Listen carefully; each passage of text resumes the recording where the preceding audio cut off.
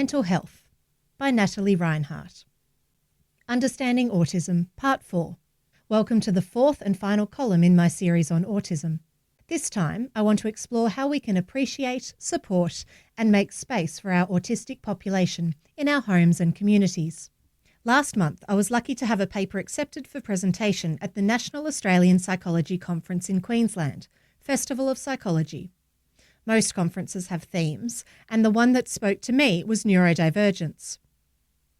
I put in a paper to run a workshop about how I help neurodivergent young clients deal with anxiety. It was fabulous to see how people around Australia were researching and understanding neurodivergence. I was reminded of the double empathy study, where communication was deemed as good from neurotypical people to the same, and from autistic people to the same. The communication difficulties lay in the way in which neurotypical people communicated with autistic people. This notion that autistic people do it wrong is more of a numbers game. There are more neurotypical people in society, so their way is deemed the right way.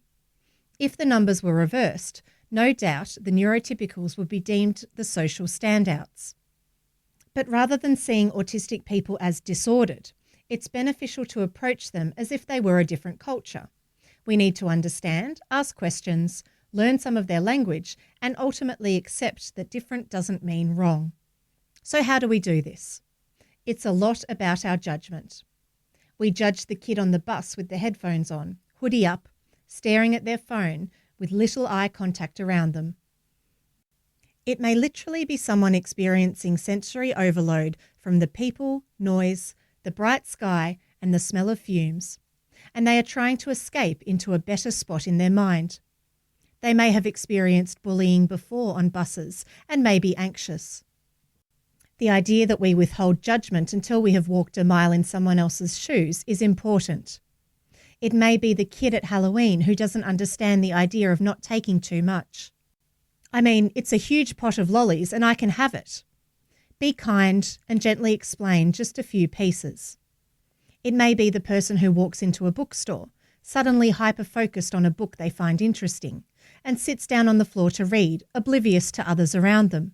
It may be the kid who has masked for an entire day at school and then gone shopping with mum. They see something they want, and after a long day of holding it all in, they go ballistic when mum says they can't. It may be the young person at a pub walking up to strangers to try and start conversations because they are lonely and want to try to meet new people, but struggle past the first few lines of introducing themselves. And believe me, folks, this takes a lot of bravery to do. So, step 1, stop judging that which is different as somehow worse or broken. Step 2, invite people to participate and communicate clearly. Once autistic people have experienced a lot of judgment, it becomes hard to work out where you are welcome. Don't hint that they can join an activity. Be clear and invite them. Don't just say we should go for a walk at the river and leave it to them to determine when, where, who else is coming, etc. Be specific. I'd like to go for a walk down the river on Saturday at 2 p.m. after the market. Would you like to come? Offering a closed loop of information means they feel like they are wanted to participate, and more details help them determine if that works for them. Do not push people on social media or in person if you can see they are starting to lose it. The things I referred to in previous columns, where autistic people tend to have very black and white thinking, if you try to push them into grey thinking, it's distressing for them.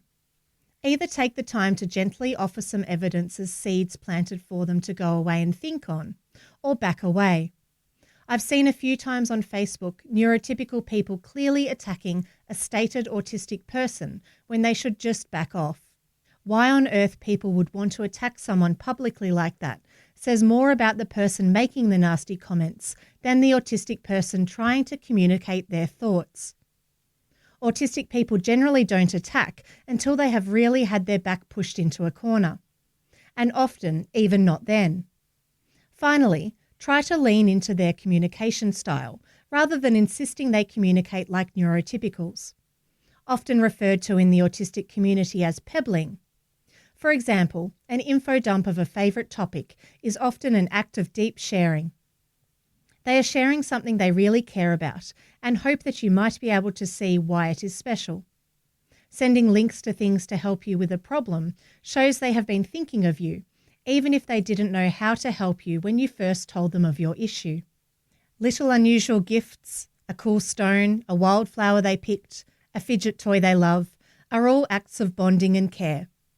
So that wraps up some basics about autism that I wanted to share. As I mentioned at the start, more public platforms for autistic people to communicate would be fabulous.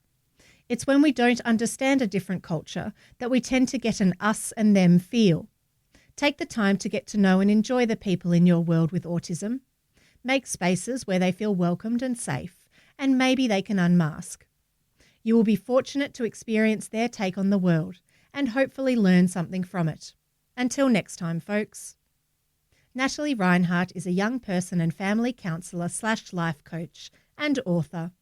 She can be contacted at youthlifecoach.com.au, via email at youthlifecoach@healthpriorities.com.au or 0425 735 106.